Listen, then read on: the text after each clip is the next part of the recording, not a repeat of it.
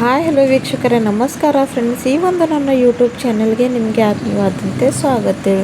ಬಿಳಿ ಕೂದಲು ಸಮಸ್ಯೆ ಅಂತೂ ಇವಾಗ ಅತ್ಯಂತನೇ ಆಗಿಬಿಟ್ಟಿದೆ. ಹಾಗೂ ನಾವು ಕೆಮಿಕಲ್ನ ಬಳಸ್ಕೊಂಡು ಮತ್ತಷ್ಟು ನಮ್ಮ ಕೂದಲನ್ನು ಹಾಳು ಮಾಡ್ಕೊತಾ ಇದ್ದೀವಿ.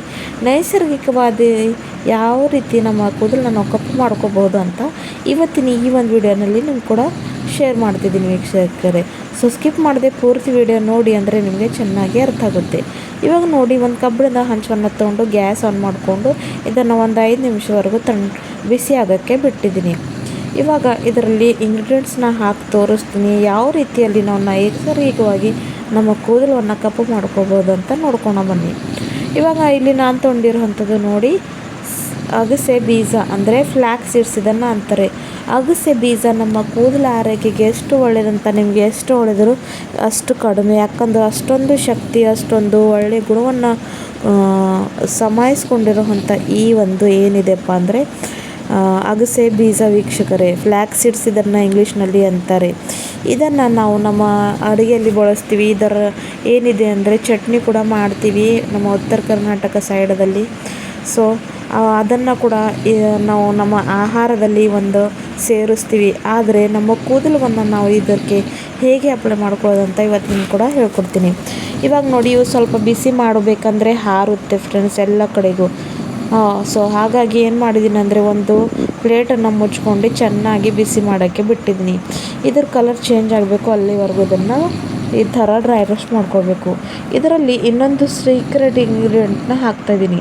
ಅದು ಏನಂತ ಕೇಳಿದ್ರೆ ಸಾಸಿವೆ ಅಂತೂ ನಾವು ಅಡುಗೆ ಮನೆಯಲ್ಲಿ ದಿನ ಬಳಸ್ತಾನೆ ಇರ್ತೀವಿ. ಆ ಒಂದು ಸಾಸಿವೆ ಎಷ್ಟು ನಮ್ಮ ಕೂದಲಿಗೆ ಒಳ್ಳೆಯದಂತ ನಿಮಗೆ ಹೇಳೋದ್ರ ಕಡಿಮೆನೇ. ಸಾಸಿವೆ ಎಣ್ಣೆನ ಬಳಸ್ತೀವಿ, ಆದರೆ ಸಾಸಿವೆ ಕೂಡ ನಮ್ಮ ಕೂದಲ ಆರೈಕೆಗೆ ಭಾಳಷ್ಟು ಒಳ್ಳೆಯದು. ಇವಾಗ ಇನ್ನೊಂದು ಇಂಗ್ರೀಡಿಯೆಂಟ್ನ ತೊಗೊಂಡಿದ್ದೀನಿ. ಅವು ಏನಪ್ಪ ಅಂತ ಕೇಳಿದರೆ ಬಿಳಿ ಎಳ್ಳು ಕೂಡ ಅಷ್ಟೇ.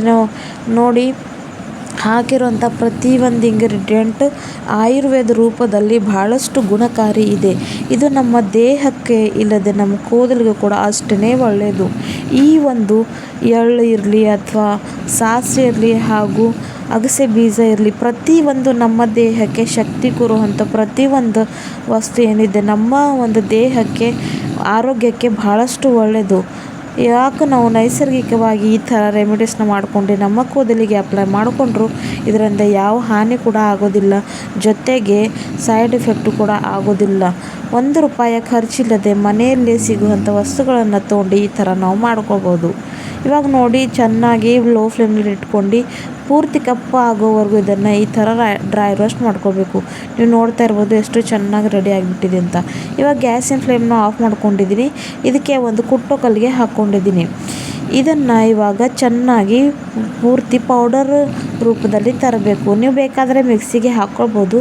ಭಾಳಷ್ಟು ಈಸಿ ವೇನಲ್ಲಿ ಈ ಥರ ಆಗಿಬಿಡುತ್ತೆ ಅಂತ ನಾನು ಹಾಕ್ತಾಯಿದ್ದೀನಿ. ಹಾಗೂ ಇದನ್ನು ಈ ಥರ ಮಾಡ್ಕೊಳ್ಳೋದ್ರಿಂದ ಕೂಡ ರಿಸಲ್ಟ್ ಏನಿದೆ ಚೆನ್ನಾಗಿ ಸಿಗೋದು. ನೋಡಿ, ಚೆನ್ನಾಗಿ ಇವಾಗ ಇದಕ್ಕೆ ಕುಟ್ಕೋತಾ ಇದ್ದೀನಿ. ಭಾಳಷ್ಟು ನೀವು ಬರೀ ಮ್ಯಾಶ್ ಮಾಡಿದ್ರೆ ಕೂಡ ಮ್ಯಾಶ್ ಆಗುತ್ತೆ. ಯಾಕಂದರೆ ಇದನ್ನು ನಾವು ರೋಸ್ಟ್ ಮಾಡಿದ್ದೀವಲ್ಲ, ನೀವು ನೋಡ್ತಾ ಇರ್ಬೋದು ಸ್ವಲ್ಪ ಎಣ್ಣೆ ಬಿಡ್ತಾ ಇದೆ ಅಂತ. ಅಗಸೆಯಲ್ಲಿರಲಿ ಅಥವಾ ಸಾಸಿವೆಯಲ್ಲಿರಲಿ ಕೂಡ ಅಷ್ಟೊಂದು ಎಣ್ಣೆ ಅಂಶ ಇರುತ್ತೆ. ಇದು ನಮ್ಮ ಕೂದಲ ಆರೈಕೆಗೆ ಬಹಳಷ್ಟು ಒಳ್ಳೆಯದು ವೀಕ್ಷಕರೇ. ಯಾವ ಒಂದು ಇಲ್ಲಿ ಕೆಮಿಕಲ್ ಬಳಸೋ ಅಗತ್ಯ ನಮಗೆ ಇಲ್ಲ. ನೈಸರ್ಗಿಕವಾಗಿ ನಮ್ಮ ಕೂದಲನ್ನ ನಾವು ಕಪ್ಪು ಮಾಡ್ಕೋಬೋದು. ಇವಾಗ ನೀವು ನೋಡ್ತಾ ಇರ್ಬೋದು ಎಷ್ಟು ಚೆನ್ನಾಗಿ ಇದು ಕಪ್ಪಾಗಿದೆ ಹಾಗೂ ಪೌಡರ್ ರೆಡಿ ಆಗಿಬಿಟ್ಟಿದೆ ಅಂತ. ಅಗಸೆಯಲ್ಲಿ ಕೂಡ ಎಣ್ಣೆ ಅಂಶ ಇರುತ್ತೆ ಹಾಗೂ ಸಾಸಿವೆಯಲ್ಲೇ ಕೂಡ ಇರುತ್ತೆ. ಸೊ ಹಾಗಾಗಿ ಈ ಥರ ಎಣ್ಣೆ ಬಿಡುತ್ತೆ. ನೀವು ನೋಡ್ಬೋದು ಆಗಲೇ ನನ್ನ ಕೈ ಎಷ್ಟು ಕಪ್ಪಾಗಿದೆ ಅಂತ. ಇವಾಗ ಇದಕ್ಕೆ ಒಂದು ಬೌಲ್ಗೆ ತಗೊಂಡಿದ್ದೀನಿ. ಇವಾಗ ಬೌಲ್ನಲ್ಲಿ ಏನು ಹಾಕ್ತೀನಿ ಅಂತ ನಿಮಗೆ ಹೇಳ್ಕೊಡ್ತೀನಿ.